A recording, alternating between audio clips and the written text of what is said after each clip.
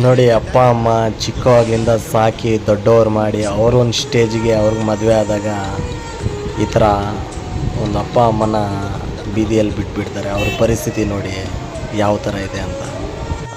ಅಮ್ಮನಾಗಲಿ ಅಪ್ಪನಾಗಲಿ ಬೀದಿಯಲ್ಲಿ ಬಿಟ್ಟರೆ ನಾಳೆ ನಿಮಗೂ ಮದುವೆ ಆಗುತ್ತೆ, ನೀವು ಮುದುಕರಾಗ್ತೀರ. ಅದೇ ಪರಿಸ್ಥಿತಿ ಬಂದರೆ ಅಪ್ಪ ಅಮ್ಮ ಅಂದರೆ ದೇವ್ರ ಥರ.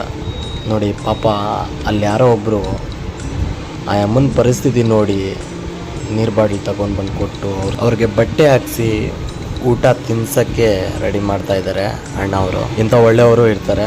ಅಣ್ಣನಿಗೆ ನನ್ನ ಕಡೆಯಿಂದ ಹ್ಯಾಟ್ಸ್ ಅಪ್ ಹೇಳ್ಕೊತ ನಾನು ನಿಮ್ಮ ಲವ್ ಗುರು. ನೋಡ್ತೀರಿ.